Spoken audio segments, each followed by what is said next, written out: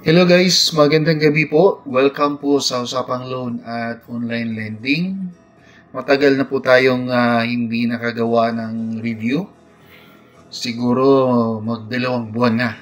Siguro sa sobrang busy natin at hindi natin nagawa ang mga dating ginagawa kung saan nire-review po natin ang mga online lending app na nakita natin sa mga newsfeed or sa mga ads na lumalabas while nag-browse po tayo sa internet or hawak po natin ang ating mga cellphone. So, akala ko,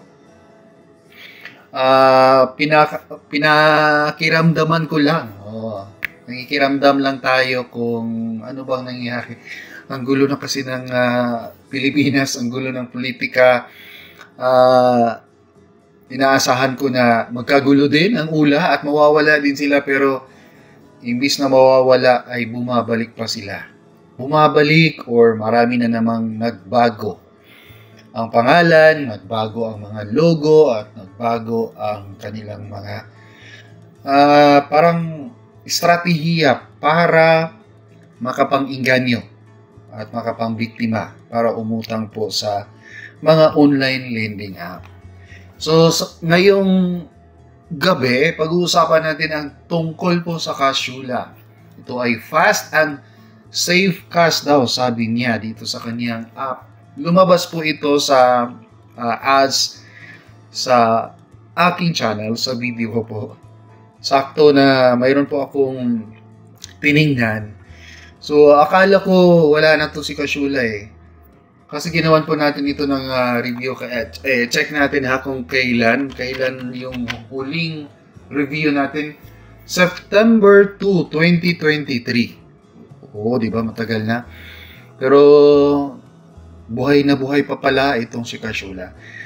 Ang review natin nito noong 2023 ay loan shark, tapos data privacy violator. So, mayroon bang nabago pagdaan ng mahigit isang taon? 2023, 24, 25, magdalawang taon na siya ngayong September. Mayroon bang nabago sa Cashula? Mayroong nabago yung logo lang nila. Ang logo kasi nila nung ni-review natin ay may pagka-orange, magkahalong blue at saka orange. Pero ngayon ay ginawa na niyang parang violet. Ito lang ang napapansin kong nagbago. Pero sa proseso, sa way ng computation nila ay wala pong nagbabago. Although, rehistrado pa rin naman sila sa Securities and Exchange Commission.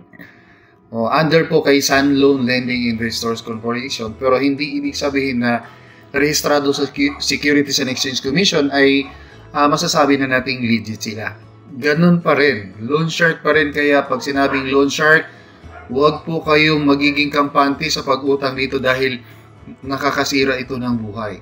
Marami na po tayong nakausap na mga followers natin dito sa Usapang Loan at Online Lending na medyo matagal-tagal din nilang binadala yung problema dulot ng mga online lending app. At isa na dito si Cashula. So, ngayon 2025 na tayo at April na. Ang review natin kay Cashula ay huwag maniwala sa fast and safe cash na sinasabi dito, kundi loan shark pa rin po si Cashula at gumagamit sila ng third-party collector. Third-party collector meaning gumagamit sila ng taga-singil. Yung mga taga-singil nila, walang pakialam yun eh. Pag kayo po ay lumagpas doon sa due date, yung account ninyo, ipo-forward po nila yan sa third-party collectors nila. Yung mga third-party collectors naman, walang ibang ginagawa yun kundi maningil sa kahit anong paraan. So, gagawin nila ang lahat para kayo po ay puwersahing magbayad. Ano bang ginagawa ng mga collectors?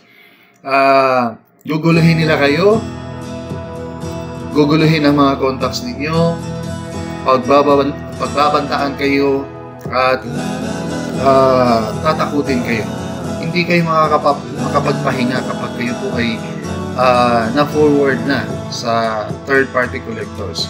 Mga third-party collectors, hindi na yan matutulog sa kakasingil sa inyo. Para lang talaga, kasi ano yan, pag nakasingil sila sa inyo, malaking part po ng pera na nasingil nila ay mapupunta sa kanila. So I think mas malaki yung makukuha nila compare doon sa may-ari mismo ng hula pag ma-forward na kayo sa third party auditors. Kaya hindi or no doubt na gagawa talaga sila ng paraan kahit ikakasira pa ito ng buhay mo, ikakasira pa ito ng reputasyon mo para lang kayo ay magbayad ng singil. So huwag maniwala dito sa mga sinasabi nila sa kanilang app na mayroon po silang 4.7 star ratings na mataas. Tapos more than 500,000 o 500,000 na po ang total na download sa kanilang app. Huwag kayong maniwala dahil yan po ay mga hindi, karamihan dyan ay hindi po totoo ang mga pinagsasabi. O yung iba nire-require nila na mag-rate muna bago i-evaluate yung loan application nila. So, ganyan po ang ginagawa ng karamihang mga online lending app. Kaya, huwag kayong magpapaniwala sa mga sinasabi ng mga hula. Lalo na dito sa kanilang description. Tingnan natin yung description nila kung anong sinasabi. Dito sa description nila, pwede niyo pong ma-loan ay 1,300. 30,000. Tapos, ang loan term ay 91 days to 180 days. So, 3 months to 6 months, which is napakalaking kasinungalingan, hindi po yan. Dahil ang pasula po ay 7 days lang po binibigay nila, maniningil na yan sila. Tapos sinasabing walang processing fee.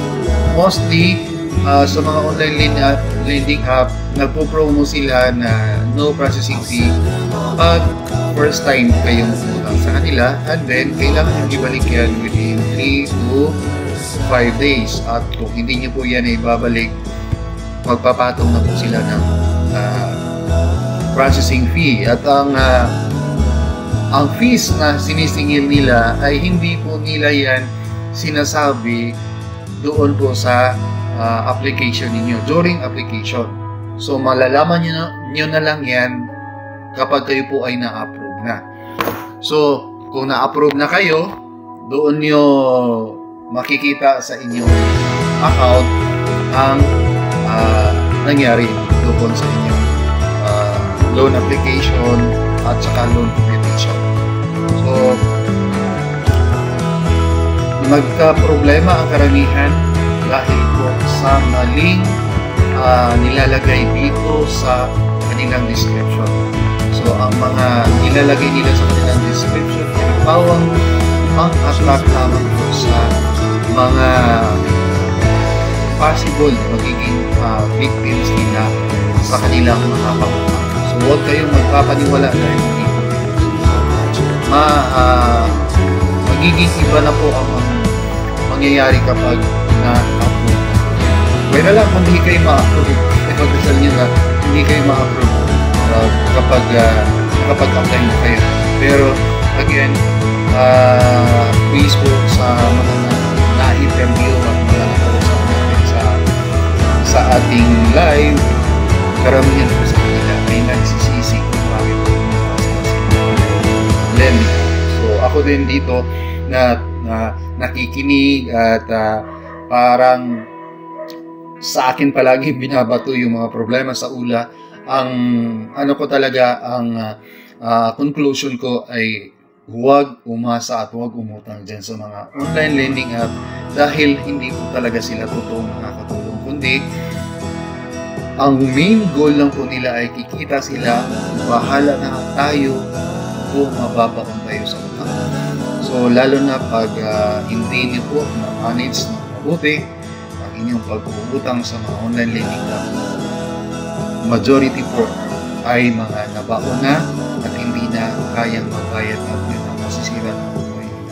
Kaya huwag niyo pong antayin na matulad kayo sa mga masisira ang buhay, masisira ang finances dahil po sa online lending app. Umutang po kayo sa legal na mga financial institution, although marami pong hinihinging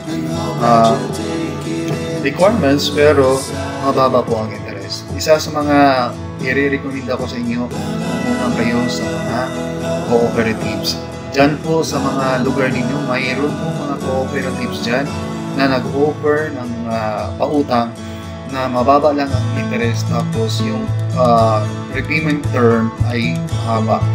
Mostly nasa 6 months to 5 years na pwede nyo pong bayaran. Napakaliit lang po talaga ng interest nila. So maghanap po kayo ng magandang totally maganda. Maghanap kayo ng cooperative dyan sa lugar ninyo para po kayo po ay makapag-apply ng loan sa kanila. Huwag po sa online lending app. Wala po kayong maaasahan nila kung masisira lang talaga ang finances nila. So, again, itong si Kashula ay loan shark at saka nangaharas po ito, nananakot, nagbabata at namamahiya. Kaya huwag niyo pong utangan ito at huwag kayong magtutang. So, sa mga baguhan at first time dito sa Usatulon at online lending, please huwag kalimutan po mag-like at i-share po ang ating mga video para po marami tayong matulungan, lalo na yung mga naghihirap ngayon at siguro may nakita silang ganito mga online lending app at nag-attend silang umutang. So para matulungan natin silang hindi magaya sa inyo nasisira ang buhay. So please huwag kalimutan ding mag-subscribe para sa mga updates namin with regards po sa mga loans at iba't ibang financial advices dito po sa ating channel. Thank you very much po. Hanggang sa muling paalam.